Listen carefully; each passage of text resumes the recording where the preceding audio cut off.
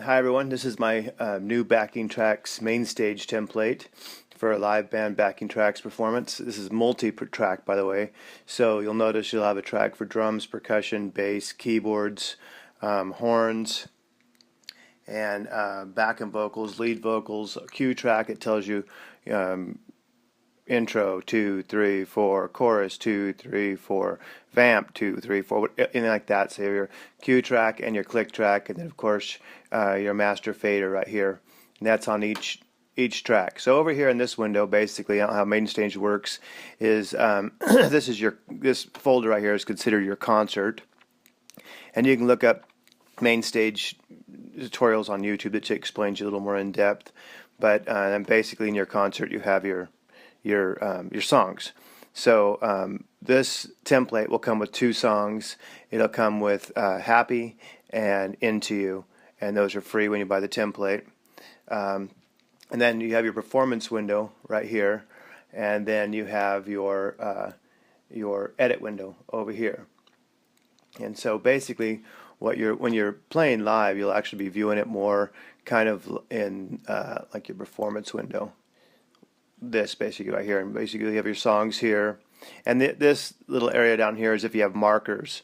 Then it'll actually, your markers will show up there. Markers would be like for your verse and chorus, because if you actually add the markers in your songs, they'll show up in here. And so if you get to your, say, chorus and you want to loop it, you can actually just click cycle, and it'll just keep looping that chorus area until you unclick cycle. So if you want to have solos and that kind of stuff, which there's tutorial videos on how to add those cue markers in Logic. But these two songs don't have the cue markers. They do have the click track and they have the cue setup. But this template is set up for the cue markers, so they will show up here when you click on a song. Basically, it'll show you're on your verse, and it'll say current marker, verse, and then it'll say next marker, so it'll show you what's coming up, and it'll go to, like say bridge, if the bridge is the next cue marker. And this thing will actually turn for so as you're in your chorus, this will spin around until you come out of your chorus, and then it'll come out, and then you'll be in your bridge, and then it'll spin around and go, so on and so forth. So anyhow, that's how this works. And then you can sit there and actually, if you're playing live and say you don't need the drummer, so you can mute these on the fly on the work window. So you can be like, okay, I don't need the drummer, I'll mute the drummer. I have a bass player on stage, I don't need the bass player. I don't need this keyboard because I have a keyboardist playing this keyboard. But usually if you're doing backing tracks, you want the keyboards. The percussion is percussion and loops, so that'll also have your loop tracks in there too, like whooshes and that kind of stuff. So, and then, but say so you're playing live, you're practicing, you can leave your lead vocal unmuted. You're playing live, you can mute it, or some people just turn the lead vocal down, and so there's basically a double track going. But either way, that's how this is set up. If your drummer needs a little more cue track, you can turn up the cue track or the click track right on the fly. Now this mixer window right here is for this song. So if I go over to this next song and click on it, you'll see that all my mixes have changed. So that's really handy. So when you're in practice and you're getting the mix you want, it'll basically the mix will stay that way. One thing though is, so after you change a mix, if I change this mix right now and then I clicked on the next song, when I went back, this would not be what I just changed it to. So so what you have to do that is if you're on a song, you got the mix the way you want it, then you go up to File and save it, and then it'll save that mix. Because if I change like this knob, these two knobs right here, why they're going together, I don't know. I'll have to figure that out. That won't be doing that when when this is up online. So if I have this all the way up to the top, and then I click on this song, and you can see this song has a different mix, but now if I click back, it didn't save it. You can see that it didn't save it. So if I actually go back up and do that again, and go save, and now if I click on the next song, the mix is back to the same as the other song. Now if I click back on this one, you can see those are still up there. So you have to save them each time you move them. And like I said, these shouldn't be going at the same time, so I will fix that before the template goes out. Let me see if the Amy one does that. Yeah, it does. Okay, so anyhow, that's how that works. And then we go back over to the edit window. And so in the edit window, basically what you do, there's a lot of tutorials on MainStage. You know, you can look online. If you want to change the layout up here, you click on layout, and then it gives you all kinds of buttons you can drag and drop and that kind of stuff. Whoops, shouldn't have done that. Anyhow, yeah, I'm running a screen capture at the same time, so it's not going to let me. There we go. Okay, so anyhow, basically you can change the layout, move everything around you want. You know, on MainStage, but in the edit window, how the template's all set up and ready for you to go, so you don't got to worry about anything. These buttons right here you can map to your MIDI controller, so that's what they're for, so you can map them. So if I was here and I wanted to go, if you had more than one set, you could actually go up, and that would actually go up to the next set. Right now I only have 2 songs, so that's not really going to do anything. Patches. These are the patches, so you can go up and down. You can map these to your MIDI controller or your keyboard, and then when you map them, you can touch, you know, song up or song down, and that's what the buttons. They're not really to go up and down here. It's easier to click on here. They're for mapping. So basically, you do is you just click on it and go over to the you know, assigned window. Actually, do that in layout. If I clicked on this, I'd go over here and MIDI map it to, you know, my impulse or whatever, and then find the button, but I'm not going to do that right now. Okay, so you can map those. You can map the play button. You can map, you know, the stop button. Same way you do that in the layout, you know. But if you're just going to do it right on the fly, you can just do it from the window too.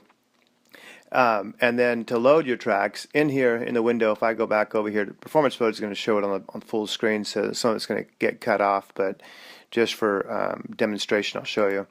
If I go over to full screen, you can see the tracks inside there. So if I press play, you can see they're starting to move.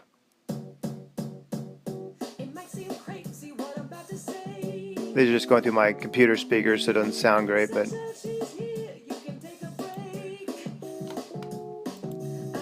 so now, and then your click track, let me come over here. You have your click and your cue. And so this is your main out volume for what's going to your mains, and you have your output right here.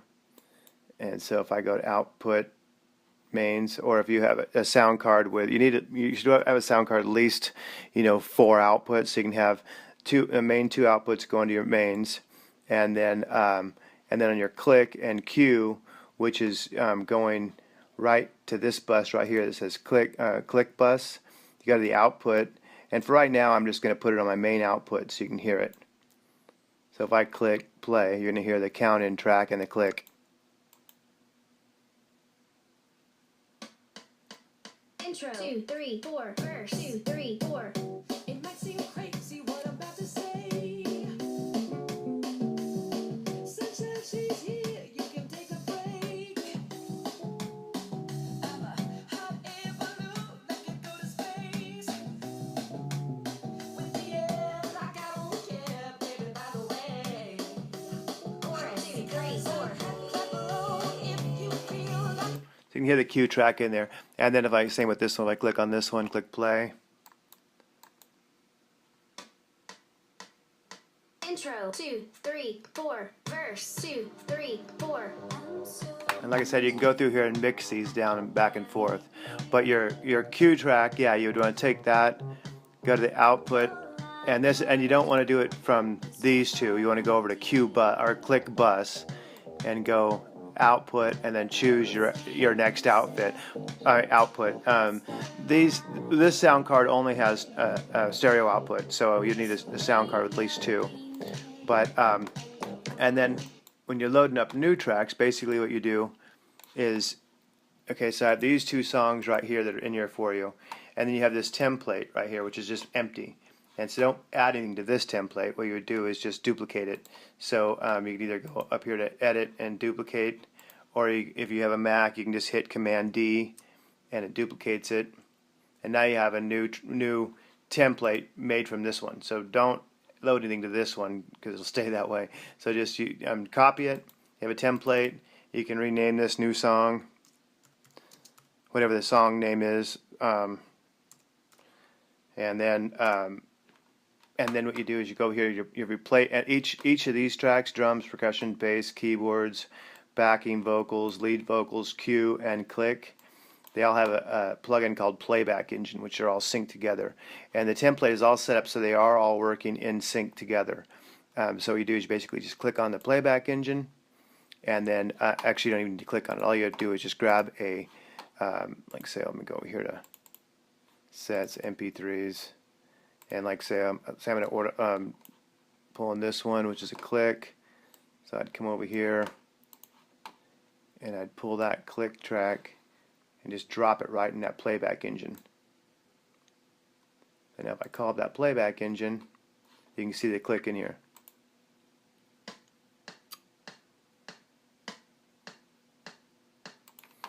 And then as you load the whole song up, they'll all be in sync. So I'm going to take that out for a second.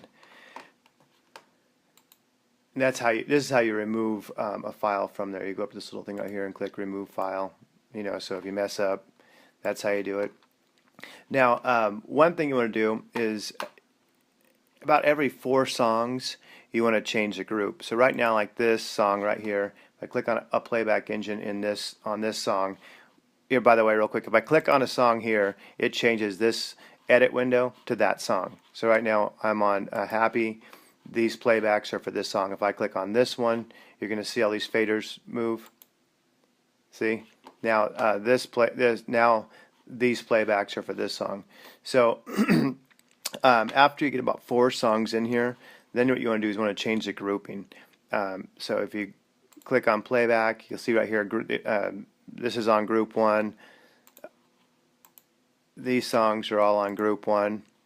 And so after you add, say 3 or 4 songs, I usually do it every 3 songs. I put 3 songs in for one group, and then the next group, then the next 3 songs, I'll go over here, and you go to all of your Playback Engines on the new song, and you'd go basically group 2, close that one,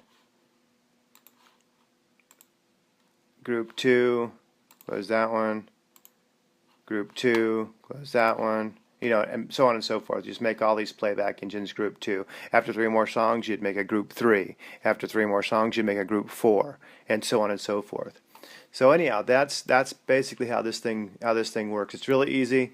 Now that the template's all set up, all you got to do is just let me delete this. Is just click on this template, copy, duplicate it, edit, duplicate, add a new song,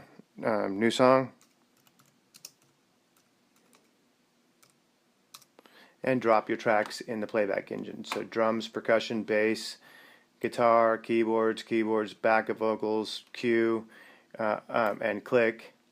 And then, if yours don't have that many tracks, just don't load them in the ones that. So say if you're doing a song that doesn't have either horns or a second keyboard, you just dump it in there and leave that one alone, and you're good. Or if you have backing tracks, you don't have the lead vocal track. The reason ours come with lead vocal tracks, a lot of people like to practice without the singer. They can have this, and so anyhow, yeah, you can drop them in there. And then your only other thing to remember is your outputs. These 2 outputs, the way this is set up, this is your main output. That's what's going to your mains, but you're actually going to get it through here too. So I would just leave this one right at 0. Leave that one right at 0 and just use the 2 buses. You have your main bus, which you can control the output to your mains, which is what we're going to main out. Output mains. And then you have your click bus, and that controls your click and your cue. Don't even touch these outputs anymore. These are going to buses. And so then you just change the output to the bus for. So usually, if you're using like a 4 output sound card, output 3 and 4 would route to for your headphones for people who have a click. So anyhow, that's it. I hope you like it. And one other thing too, you can actually, if you can go to all your view windows right here in view. So if this is like an edit window. So if I went to performance mode, it's going to take over my whole monitor like this. And some of this you can't see because I have my monitor cut off. But anyhow, that's performance mode. I don't really like that because I can't get to anything else on my desktop. So you can actually go to view, and then you can go to you can hide certain things. So if I want to hide the inspector, I can hide the inspector.